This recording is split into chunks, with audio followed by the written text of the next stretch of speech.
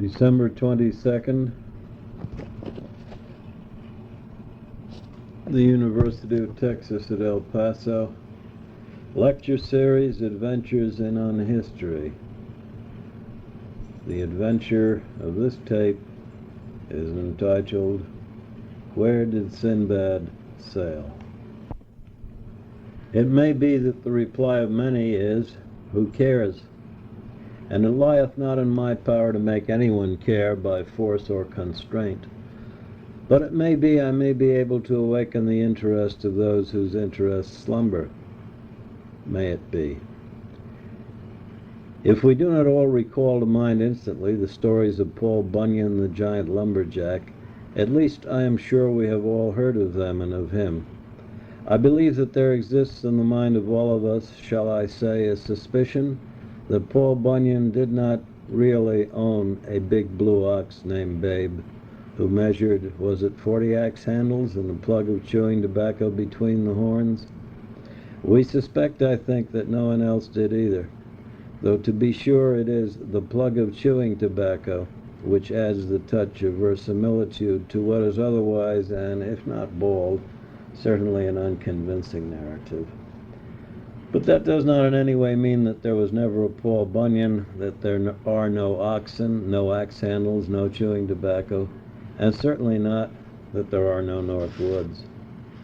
However, I brought in Paul Bunyan just by way of example. The story or stories of Sinbad the sailor, to give him his most common name in our English language, are something else. And it is my premise that Sinbad did not just sail off on a sea of dreams, but onto one which may be, if we take the trouble, mapped and charted, and its islands and its shores, more or less, perhaps, be pointed out with the forefinger of the hand. The landfalls of Ulysses or Odysseus in the Odyssey, though much discussed, remain much perplexing. But the 1001 Nights, or the Arabian Nights, Alf Layla wa Layla in the original, although their voyages encompass much larger seas, date from much later days, and whatever dates these may be, one thing is certain sure. The adventures alleged of were adventures in a realm of writing, and those of the Odyssey were not. Let us not, of course, make the mistakes made by many in the past. That true things may be written in a book cannot make true all things written in all books. Nor, to take the tally and turn it over, does one lie or 100 lies prove King David right when he said in his sorrow, all men are liars. In a way, partly to correct myself, Sinbad did sail off on a sea of dreams, but his dreams were based on fact. It may be appropriate to begin with a description of the house of Sinbad in his years of retirement. The source is the story of Sinbad of the Sea from the Arabian Nights. The scene is the city of Baghdad. A handsome mansion presenting an appearance of joy and majesty, a grand chamber in which were noblemen and great lords, and in it were all kinds of flowers and all kinds of sweet scents, and varieties of dried and fresh fruits, together with abundance of exquisite viands, and beverage prepared from the fruits of the choicest grapevines. In it were also instruments of music and mirth, and varieties of beautiful slave girls, all ranged in proper order. And here is the description of old Sinbad himself. And at the upper end of that chamber was a great and venerable man, in the sides of whose beard gray hairs had begun to appear. He was of handsome form, comely in countenance, with an aspect of gravity and dignity and majesty and stateliness. Hardly some drunken and reprobate old sea dog telling tall stories in return for a free beer and a bucket of slops, is it? We are in the world of the Arabian Nights, in which the ideal and the real mingle side by side. Whatever the actual date of the story, and in fact it would seem impossible not only to assign an actual date to it, but even to define what is meant by the actual date. It contains with it some actual memories of the golden age of al-Islam, an age of tolerance and toleration, of prosperity and welcome contact with the outside world, a world in itself very wide-ranging, with commerce unchecked by ignorance or avarice, and of this world the de facto capital is Baghdad, successor to Babylon, as yet unravished by the Mongol hordes, and of which the de facto ruler is the legendary Caliph Harun al-Rashid, whose name, it may be said, translates as Aaron the Righteous. Wealth is appreciated, poverty is understood, both being the gifts assigned by the infinite wisdom of, but allow me to read the epigraph itself. In the name of God, the compassionate, the merciful, praise be to God, the beneficent King, the Creator of the universe, who hath raised up the heavens without pillars, and spread out the earth as a bed. And blessing and peace be upon the Lord of Apostles, our Lord and our Master Muhammad, and his family. Blessing and peace, enduring and constant unto the day of judgment. To proceed. The lives of former generations are a lesson to posterity, that a man may review the remarkable events which have happened to others and be admonished, and may consider the history of people of preceding ages, and of all that hath befallen them, and be restrained. Extolled be the perfection of him who hath thus ordained the history of former generations to be a lesson to those which follow. Such are the tales of 1,001 nights, with their romantic stories and their fables. The actual framework of the 1,001 Nights is merely that, a framework. You all know it. How there was once a king who, shocked at discovering his wife's infidelity, decided to give no subsequent wife time or chance to be unfaithful. He married a fresh wife each evening and put her to death each morning.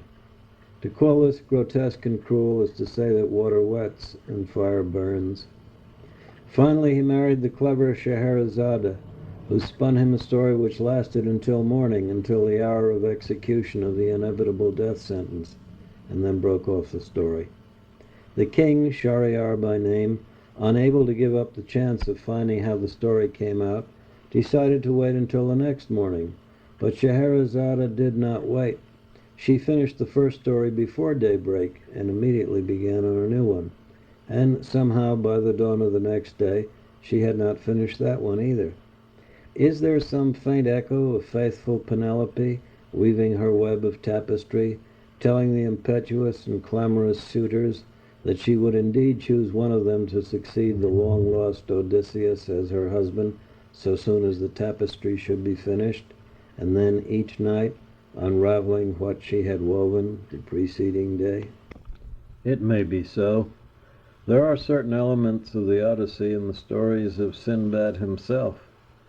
At any rate, Scheherazade kept the game up for 1,001 nights, hence the title of the collection, the anthology we might call it, at which time King Shahryar gave up and married her. Where did she get all those fascinating stories? It is vain to ask. It is vain to ask if there really was a Homer. It is certain that there was no Scheherazade. The language of the stories is Arabic, hence the other title of Arabian Nights. I do not know what the present attitude towards them may be in current Arabic literary circles, but in times past the Arabic men of letters looked down upon them all and despised them as being mere bizarre fables from Persia and India and who knew where. To ask them their opinion was akin to asking an expert on, say, Wordsworth or Blake his opinion of comic books. The stories, in fact, came from everywhere, not only from the East, but from the West as well. They may have assumed roughly their present outlines as early as 1,000 years ago. In Baghdad, they were certainly extensively worked over in Egypt, and our present version dates from early in the 18th century. Soon after, they were introduced into Europe via French translations, and, as has often been the case, were passed on to later generations in Baudelarized and abridged versions as stories for children. The same thing happened to Gulliver's Travels, to Moby Dick, to Robinson Crusoe, to... Children appreciate a good story. They don't inquire about symbolism or archetypes, and they never read critics. The unexpurgated versions would very likely amuse them just as much, but our current attitudes do not permit of our reading to them or letting them read for themselves such little nuggets as The Night That Abu Hassan Farted. The stories of Sinbad the Sailor, however, require very little pruning, and they have already had it, so what follows will not bring a blush to the chastest cheek. Onward. Sinbad, he tells us, was the son of a rich merchant there in Baghdad, in the old land of Babylonia, called by the Greeks Mesopotamia. Well, he doesn't tell us all this. I tell us all this, in case you might think otherwise, that Baghdad is in, say, Louisiana or Arkansas. Mesopotamia, meaning between the rivers, because this once so rich land lay between the rivers Tigris and Euphrates. The rivers join downstream and flow into the Persian Gulf, which in turn enters the Indian Ocean. And he, Sinbad, inherited wealth and buildings and fields, and in short, he blew it all on easy living. Well, not quite all. When he had come to his senses, he sold what remained and found himself with 3,000 pieces of silver. And, he says at that time, it occurred to my mind to travel to the countries of other people, and arose and bought for myself goods and commodities and merchandise, with such other things as were required for travel, and my mind had consented to my performing a sea voyage.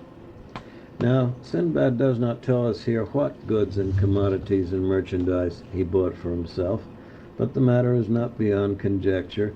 There are sources which list trade items to and from Baghdad in those days, in what is now called Iraq, and it may be of interest to list several of them.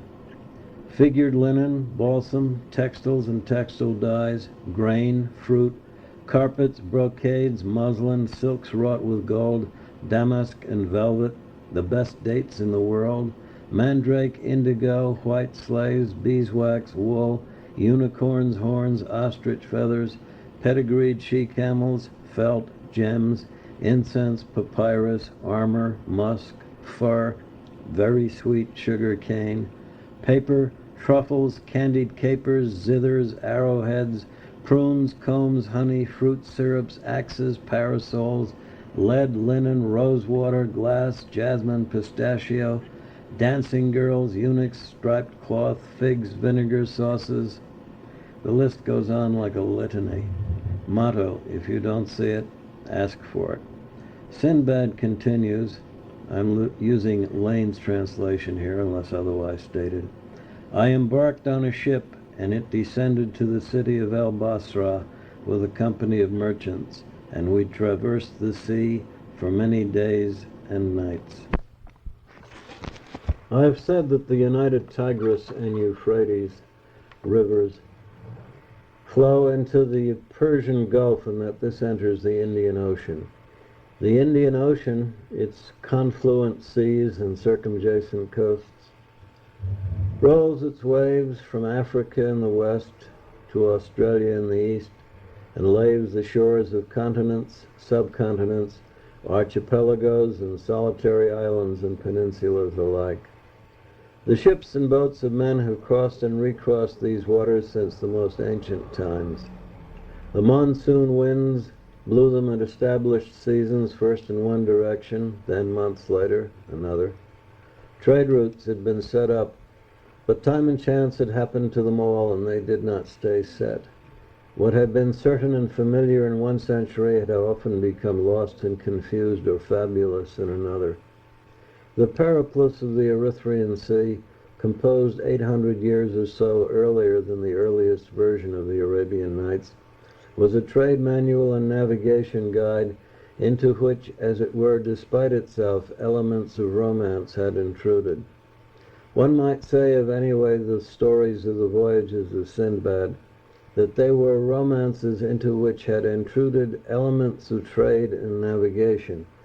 It remains to be seen to what extent we may part the gauzy curtains of its fiction and discern the lineaments of its facts. Where, indeed, did Sinbad sail?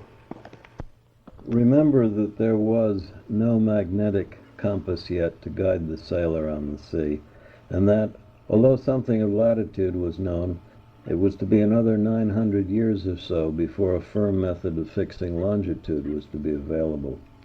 Sometimes I have said the ships went where the winds blew them. That is, you could make your way down into the paths of the monsoon in the spring and sail with full sails all the way to India or Ceylon.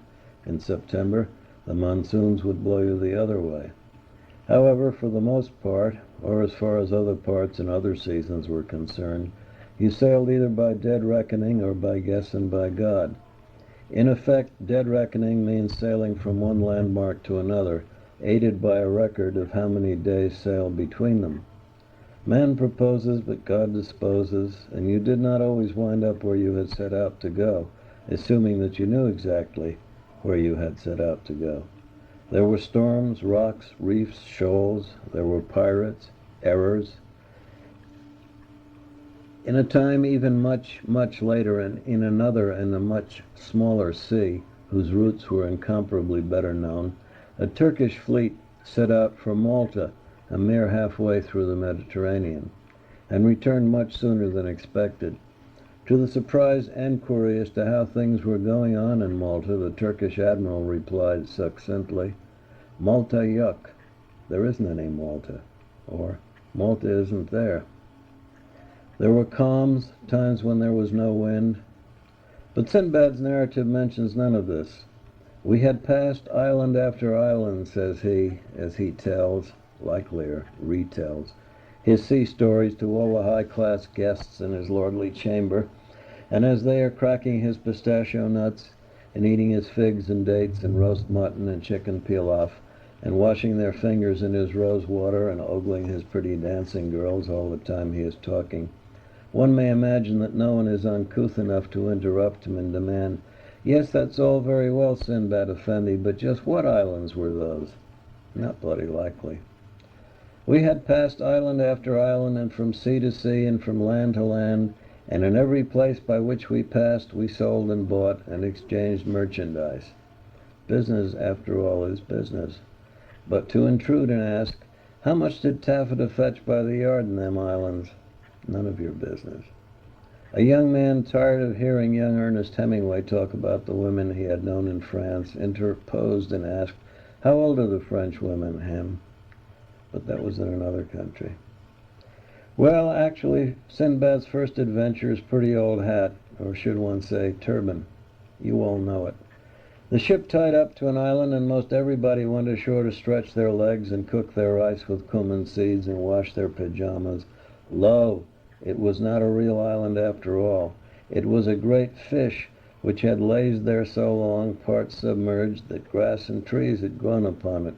Troubled by the heat of the campfires, down it went. And by the time Sinbad had surfaced and climbed into a washtub and began to paddle with his feet like Gollum, there went the ship, sails spread, and no roll call or muster taken. Poor Sinbad. A Western scholar, checking this story with a venerable Arabi sheikh, or sheikh in the last century, found that the story was well known. The sheikh assured him that it was recounted, though not in the name of Sinbad, in sources whose authenticity was not to be denied. The one point on which the sages differed, the sheikh said, smoothing his beard, was whether or not the sea creature was a giant turtle or a whale. Where does this leave us? We may somewhat safely say that giant sea turtles are not found off the coast of Iceland, and that whales are unknown in the Rio Grande. Otherwise, your guess is as good as mine. Meanwhile, back to Sinbad the sailor, still paddling in his wooden washtub. By and by he came to another island where he went ashore and met up with a man who had tethered a beautiful mare. Both man and mare were astonished to see him. The mare merely whinnied with a great cry, But the man was more verbose. "Know that we are a party dispersed in this island," said he, "and we are the grooms of the king el-Mihraj. Every month when the moonlight commenceth, we bring the swift mares, every mare that has not foaled, that they may attract the sea-horses." This story is perhaps a bit better provided with geographical coordinates. For one thing, the king el-Mihraj, in other editions of the Arabian Nights, his name is written as el-Mahrajan, and there is little doubt that this is simply a form of the Indian word Maharaja, or great king. This would not help us very much, there having been perhaps hundreds of rulers who have used this title, but more of that later. Let us consider first the seahorse, but let us not consider him very much. The medieval writer El-Qazwini, he who said that the sea tortoise is so enormous that the people of the ship imagine it to be an island, informs us that sometimes a foal is produced having a water horse for its sire and a land mare for its dam. He adds that the water horse is black and lives in the Nile. How Sinbad got into the Nile we are perhaps not meant to know, but it is alas too likely that someone had literally translated the Greek hippopotamos, the horse of the water, and the rest follows. Sinbad has clearly been fibbing here. Sigh. There is, however, or so it seems, at least a faint echo of another traveler's tale, and since it was probably told on the authority of 6 learned Greeks and 7 erudite Arabs, all with long names difficult to read, hard to pronounce, and impossible to spell, so I'll skip them, shall I? Good. Briefly, it is to this effect. There is a place where the horse breeders take their mares to the place where the west wind blows, in order that they may become pregnant by this wind and produce swift foals. And if you doubt this, consider the fact that the west wind's very name is mentioned, to wit, Aquilo. Are you still skeptical? Then consider the evidence compiled from old sources by Mr. Clark Firestone in that wonderful book, The Coasts of Illusion, a study of travel tales, as follows. Male sheep are conceived when the northeast wind blows, and females when the south wind blows, according to the Tartars, who call the wind the foal which courses round the earth. If sheep, why not horses? Aha, you cannot answer, bowled over as you are by my remorseless logic. Well, having told you not only the name of the randy daddy of these colts, let me cite an authority to whom you had better not dismiss, the Delicet Pliny. In the vicinity of Olesipio and the river Tagus, the mares, by turning their faces toward the west wind as it blows, become impregnated by its breezes, and the foals thus conceived are remarkable for their fleetness, but they never live beyond 3 years, to which one might add, and neither doth the wind that gets them. Why one wind should wish to commit dalliance with sheep and another prefer horses, I cannot say. There is no accounting for tastes, as the old woman said when she kissed her pig. But where, you may ask, and justly so, is Olesipio? If you do, you will expose ignorance in more than merely old-time geography, for the river Tagus is in Portugal, and Olesipio is merely an old name for Lisbon, which, it has been said, was founded by Ulysses, another old salt in no great hurry to get home, and in his own right the source of many a tall tale. Does this then mean that Sinbad, having somehow gotten into the Nile, and perhaps figuring that the Egyptian lady horses would have no objections to a night of love with a hippo, for pity's sake, somehow followed the advice of Columbus, to wit, sail on, and wound up on the coast of Portugal? Who knows? Who knows, for that matter, why the Lusitanian mares turned their faces toward the west wind in order to become pregnant? Odd, very, very odd. Wonders never cease. However, back to Sinbad, who says, "And I saw in the dominions of the king el-Mihraj an island which is called Kasil, in which is heard the beating of tambourines and drums throughout the night. A hint? You bet. Our old Arab friend El-Kazwini does speak of an island called Kabil, which is indeed not quite the same as Kasil, but prior to the age of dictionaries it was evidently against almost everybody's religion to spell a word the same way twice. Shakespeare, after all, only wrote his own name 6 times, I'm told, and wrote it 6 different ways. Hoits you. So let's say that Kasil and Kabil are the same, because, furthermore, what says he of Kabil? Listen. In it are heard by night the sounds of the drum and tambourines and disturbing cries. Now, some one of those matter-of-fact people who won't let nobody have no fun, a Mr., would you believe it, Hole, he says of the island, the roaring of the waves amongst its hollow rocks might, not improbably, have resembled the sound of drums. Humph. Well, but where does all this lead us, if anywhere? Patience. We consult the wise men of Arabia and its circumjacent coasts in the olden times. They knew a thing or two. They say that Kabil was a possession of the king of Zanij, that another name for Zanij was Rana, and that the king of Rana was named El-Miraj, or Miraj. Mr. Lane, the translator of the 1001 Nights, suggests that Zanij, or Rana, was none other than Borneo, and he proves it by sundry other proofs, but I for one will take his word. Sinbad was in Borneo. No hippos, true, but what the hell, a man can't have everything.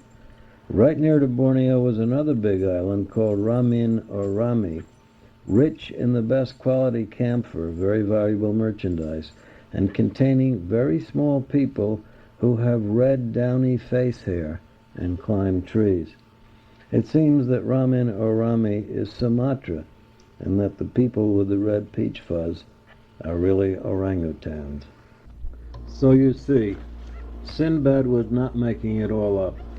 Not by any means, except, of course, well, maybe now and then, just a little. Why then did the later editors of the Arabian Nights, when they kept adding good stuff to it, the latest funny story heard in the big bazaar, or an appropriate poem that their brother-in-law had just written, why didn't they add, as it were, an aside, Sinbad was really in Borneo? Maybe because they never put 2 and 2 together, and maybe they were afraid it might spoil the story and make it too realistic. And of course, maybe they just didn't care. Are there really no canals on Mars? Not even one? Only one? Not... Well, before long, and after all, there's Sinbad back in Baghdad again. The Big Apple. Can't stay away, it seems. The old hometown, don't knock it if you haven't tried it. Mamelouk, another cup of kawa, and put just a teensy bit more ambergris in it this time. Say, you fellows, did I ever tell you about the time when I was ever so much younger, say about the latter part of the administration of Franklin Pierce, there was still being sung a song of which I can remember only the words, which are in fact the title. How you gonna keep 'em down on the farm after they've seen Paris? In Sinbad's case, however, he already was in Paris, so to speak. I am afraid that there was in the soul of Sinbad a good deal of the spirit of the traveling salesman. And I think, too, that Jack Kerouac's On the Road would have met with instant understanding on Sinbad's part. In a way, there really was a Sinbad. His name was Mohammed ibn Battuta, and he was a Berber, a native of northwest Africa. If anything, as far as time and territory are involved, he out-Sinbaded Sinbad. I believe that he spent something like 34 years in traveling, from Morocco to China and back again. The only trouble is that he, for one thing, lived hundreds of years after the...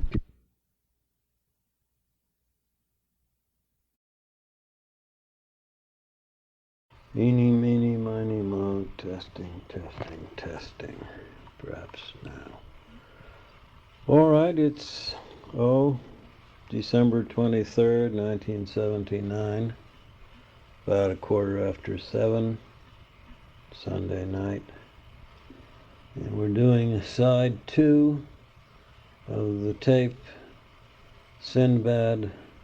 Where did Sinbad really sail? the series Adventures in Unhistory. The only trouble is that he, Ibn Battuta, for one thing, lived hundreds of years after the putative time of Sinbad. The other trouble is that he didn't draw the longbow near as much. Perhaps he had been influenced by Sinbad, by having read about him. Perhaps he was a reincarnation. Even if you have never heard of him, you have heard of anyway one of his stories under the name of the Indian rope trick. Evidently, Ibn Battuta was the first to mention it in writing. I'm tempted to bring in Ibn Battuta right along here because of his Sinbadian parallels or whatever, and also because his life experiences are so exceedingly interesting. But I think I'll withstand the temptation and perhaps employ him or them in another lecture, perhaps in an adventure entitled The Man Who Was Sinbad the Sailor. Perhaps, and perhaps not. Now, I shall not from here invariably be giving the adventures of Sinbad in the invariable and same order in which they appear in the Alf Layla wa Layla, the 1001 Nights. For one thing, it really makes no difference as far as the original account goes. The tales do not in any way hang one upon another. And for another reason that is, I want to say what I think is the most interesting discovery for the last.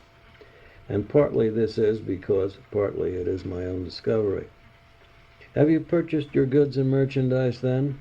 Is your sea bag all packed? Your life insurance paid up? Yes? Good. All ashore that's going ashore, and onward.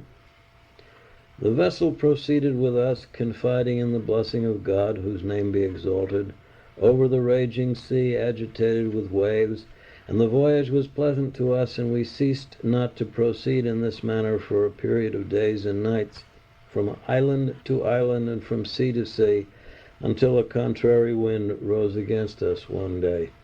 In short, the invariable shipwreck is about to happen. They were almost compulsory in travel narratives, and were indeed fairly common. I have been shipwrecked, or at any rate boat-wrecked, upon an, as it so happened, desert island myself. It is no joke. However, let us skip about a bit. Ha-ha, the third voyage. Cindy and his friends are attacked in their ship by the inhabitants of the Mountain of Apes, termed in some editions the Island of Apes. The apes, in fact, captured the ship and drove the sailing men ashore. As if that was not bad enough, they met up with a giant. Tusks like the tusks of swine, a mouth of prodigious size, and he had ears like two mortars, some texts say like two barges, hanging down upon his shoulder. This giant is alas a cannibal, and kills and spits and roasts and eats sundry of Sinbad's comrades in much the same manner as the Cyclops Polyphemus eats the comrades of Ulysses in the Odyssey. And when we read further that Sinbad and his comrades heat great sticks in the fire and blind their giant and so make their escape, just as did Ulysses, who had only one eye to deal with, then we may suspect that somebody had been reading the Odyssey, probably not the second giant. This in itself then gives us no hint as to where Sinbad sailed, but what about the rest of it? Well, no less an authority than the learned Ibn al-Waradi informs us that the island of apes is large, and in it are marshy forests and numerous apes. Those who come to them in ships they torture with biting and scratching and stoning. But the people of the two islands of Khartan and Martan employ stratagems against them. The learned Mr. Lane thinks that the two islands of Khartan and Martan are actually one island, and adds, I think that it is Sumatra. And I think so too. And when we learn that a Mr. Marsden, not otherwise described other than that he is quoted by the mysterious Mr. Hole, informs us that the inhabitants of Neas bore their ears, the lower parts being stretched till they touch the shoulders, we are at once reminded that the ears of Sinbad's cannibal giant were also hanging down upon his shoulders. And where is the island of Nias? Mr. Marsden informs us, adjacent to Sumatra. That clinches it. Sumatra is one of the immense islands of what used to be the Dutch East Indies and are now the Republic of Indonesia, and Sinbad was there. Where else was he? He is kind enough to inform us that he was in the island of Serendib, which we already understand to be an old name for Ceylon, which now has a new name, Sri Lanka, which may in fact be another old name. And by means of comparing old names with newer names and by examining geographical descriptions with geographical facts, it seems reasonable to conclude that he was also in the Andaman and Nicobar Islands in the Indian Ocean. It also seems that he was in sundry islands of the Straits of Sunda, again in what is now Indonesia, and that he was several times in Sumatra, again. And on one of his voyages he seems to have discovered the elephant's graveyard. And so far as I know, no one discovered it before him. We now come to the concluding incident in this adventure, this lecture, although, as I indicated earlier, it is not the concluding one in the voyages as they appear in the text of the Arabian Nights. I have omitted the story of the Valley of Diamonds because it did not take place on or near the sea.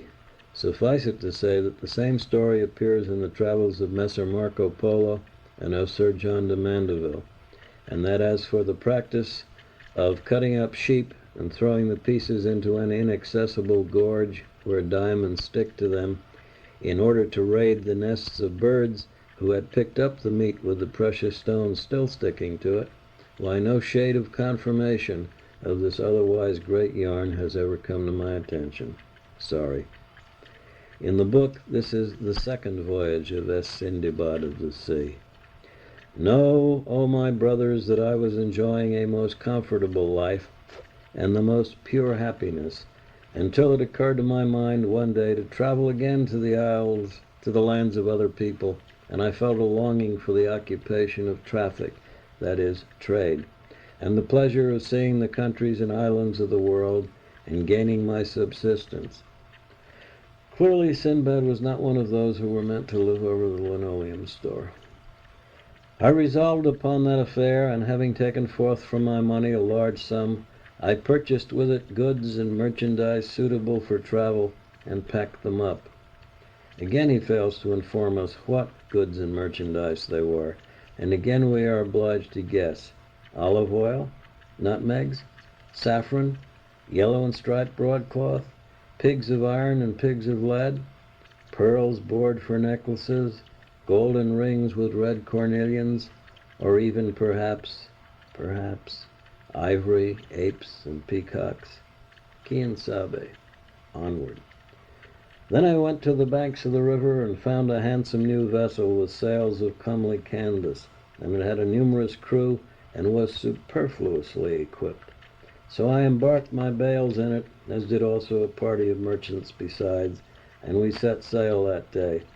The voyage was pleasant to us, and we ceased not to pass from sea to sea and from island to island, and at every place where we cast anchor we met the merchants and the grandees and the sellers and the buyers, and we sold and bought and exchanged goods.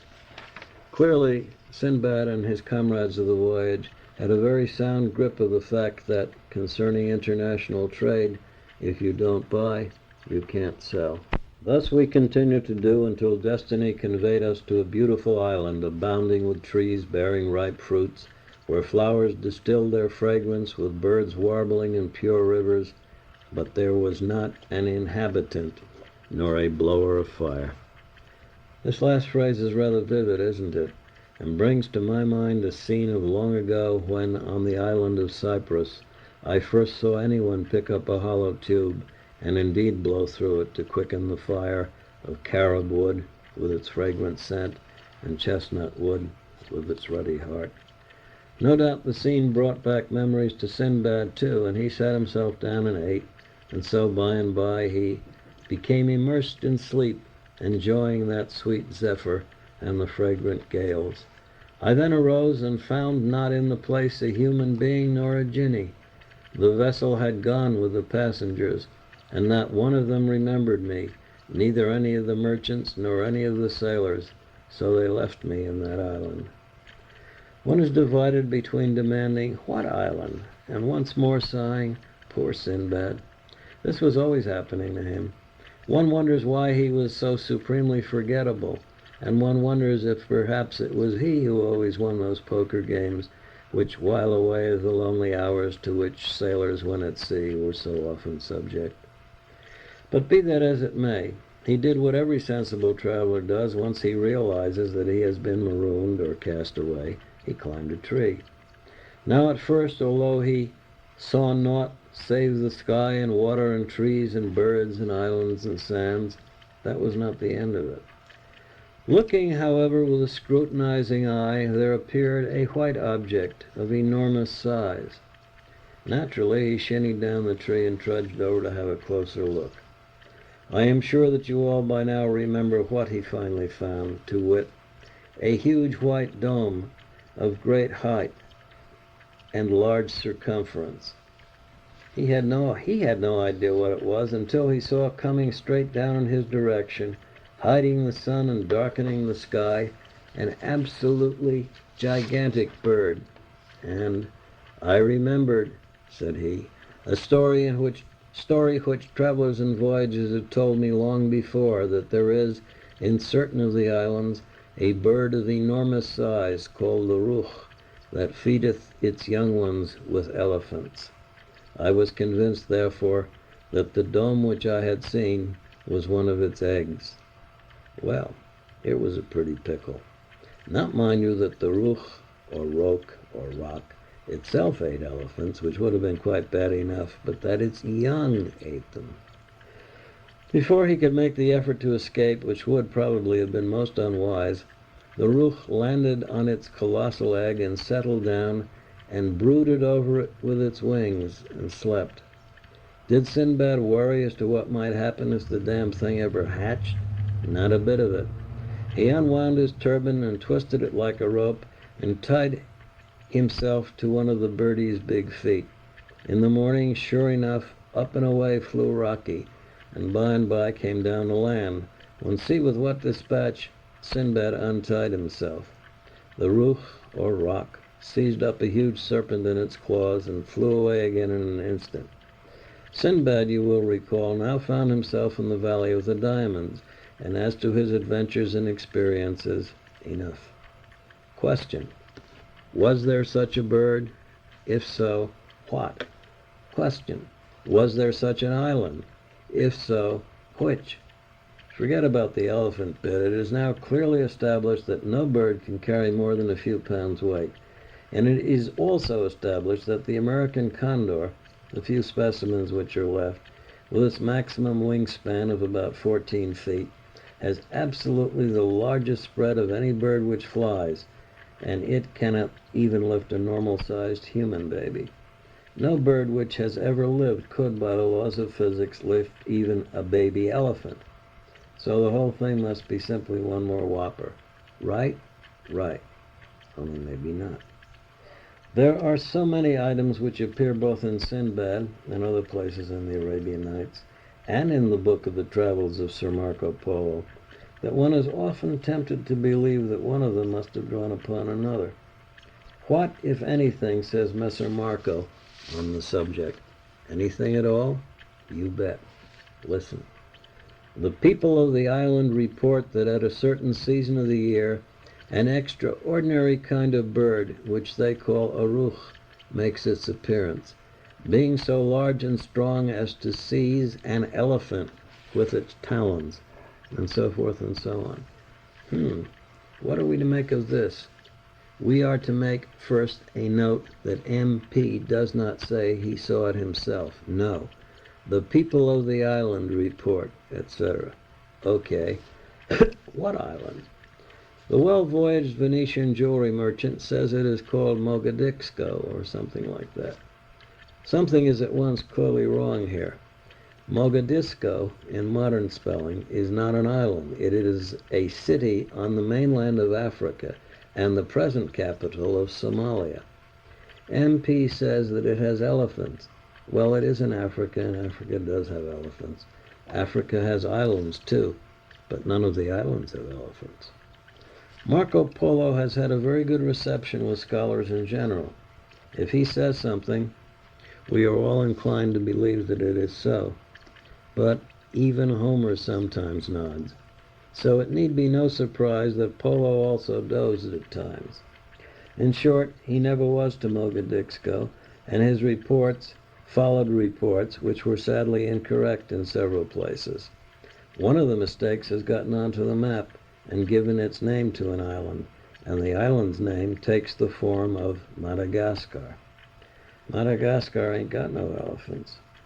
At the time that Polo was writing, Madagascar did have people, yes, and Sinbad says that his island had no people, nor any blower of fire. We've seen that the Arabian Nights, in one form or another, in its earlier form that is, probably dates back to the 9th century. And in the 9th century it seems, Madagascar had no people, nor any blower of fire. Now, although it lies about 250 miles off the coast of Africa, the other side of the Mozambique Channel, and though the inhabitants on the Channel side seem to be in large part of African descent, it does seem that they were not the original inhabitants. Who then were? The present people of the island have a tradition that a race of white dwarfs were, and it has been suggested that this refers to the African Bushmen, who, though small, are not exactly dwarfs, and though light for Africans, are not white. Also, there is absolutely no evidence that they ever lived in Madagascar. The title of original inhabitants must therefore go to some other people, and for the moment, I decline to drop the other shoe. My friend, the late Willie Lay, of whom I could tell more than one jovial story, has in his book, Exotic Zoology, a chapter called The Island of the Man-Eating Tree. Let me quote his opening lines. Madagascar, 228,000 square miles in extent, is one of the world's largest islands, ranking 4th in size after Greenland, New Guinea, and Borneo. Some may wonder at the absence of Australia from the list, but of course Australia ranks as a continent. Some scientists have suggested, indeed, that the geology and flora and fauna of Madagascar is so different that perhaps it should be considered as a continent, small though it is. There are no large native mammals.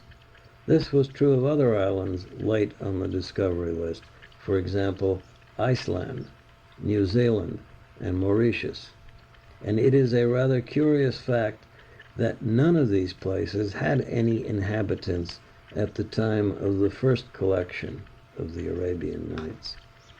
It is sometimes, though only sometimes, typical of islands which lack either human inhabitants or large mammals, that some of the native birds lose the power of flight, presumably because there are no dangerous creatures from which they need to escape by flying. It sometimes also happens that some of these birds grow to very large size.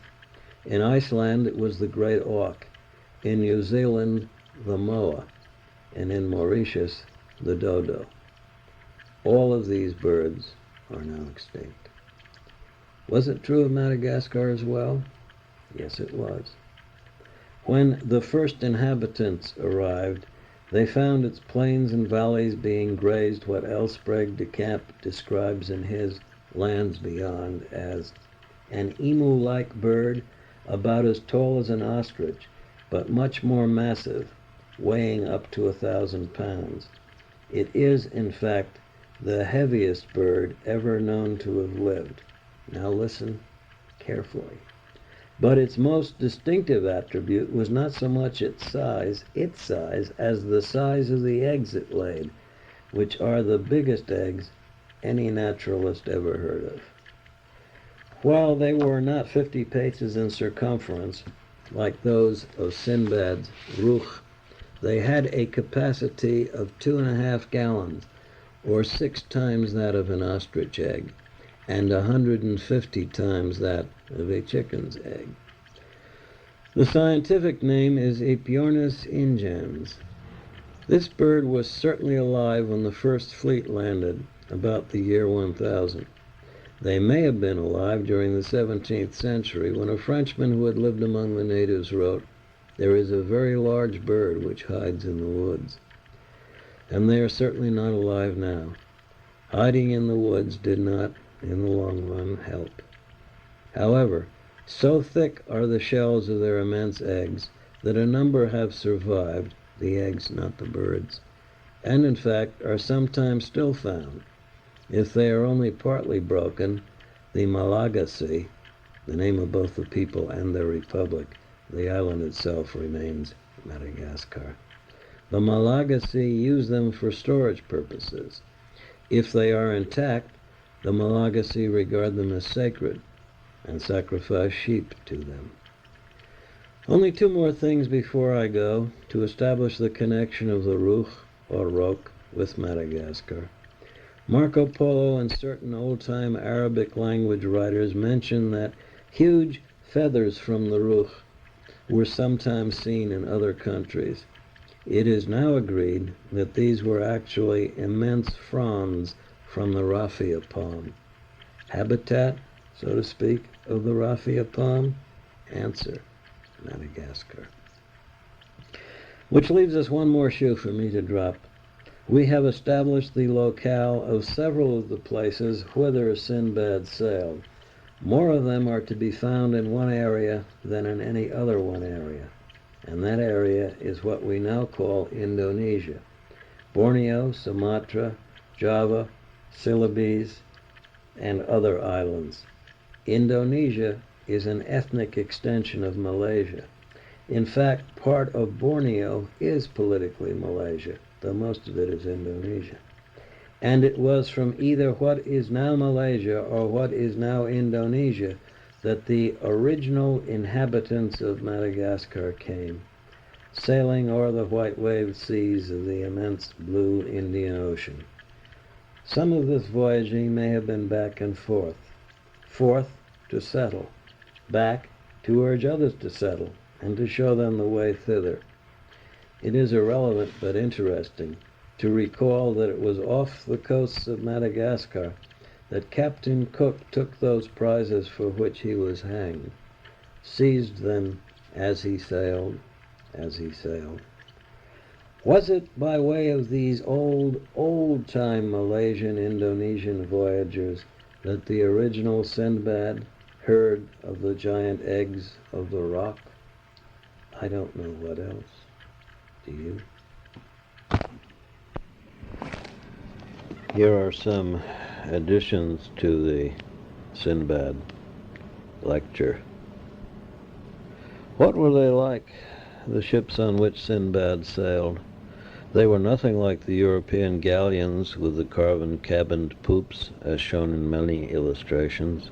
They were almost certainly of the class of vessels called dhows, and perhaps pronounced zows, with which the Red Sea, the Persian Gulf, the Indian Ocean, and other waters of the Asian African continents have been traversed since semi-ancient times.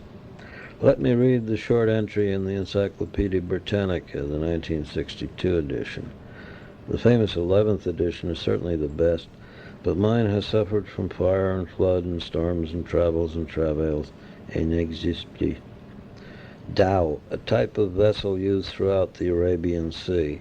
The language to which the word belongs is unknown. Used of any craft along the East African coast, it is usually applied to the vessels of about 150 to 200 tons burden, with the stem rising with a long slope from the water. Dhows generally have one mast with a lateen sail, the yard being of enormous length. Much of the coasting trade of the Red Sea and the Persian Gulf is carried by these vessels. They were the regular vessels employed by the Arabs in the slave trade from the east coast of Africa. Captain Allen Villiers, the most famous living master of old forms of sailcraft, he brought the replicas of the Mayflower and the Golden Hind across the ocean, has written a book about the various kind of dhows as they were still to be found in the 1930s. Although he depicts them as being efficient for such purposes as bringing mangrove poles from East Africa to Saudi Arabia and even up to Bahrain at the upper Persian Gulf, there is little glamorous about them in his narrative, unless the word glamorous be defined other than usual. They were caulked with shark oil and stank abominably. It is as well to forget such details in order to enjoy the luster and sparkle of the stories of the 1001 Nights. In addition, why then, having clearly set forth the claim of Madagascar as the island of the rukh, do we speak of Ceylon?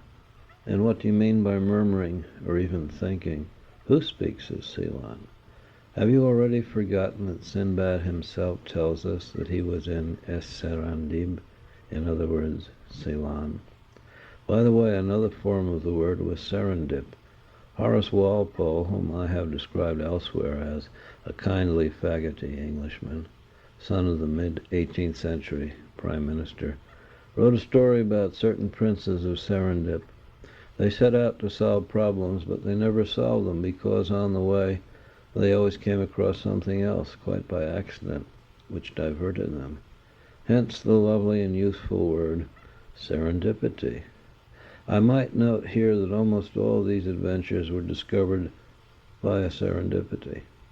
I might note also that my Webster's Collegiate Dictionary, which defines serendipity as the gift of finding valuable or agreeable things not sought for, attributes the three princes of Serendip not to Walpole but to a Persian fairy story.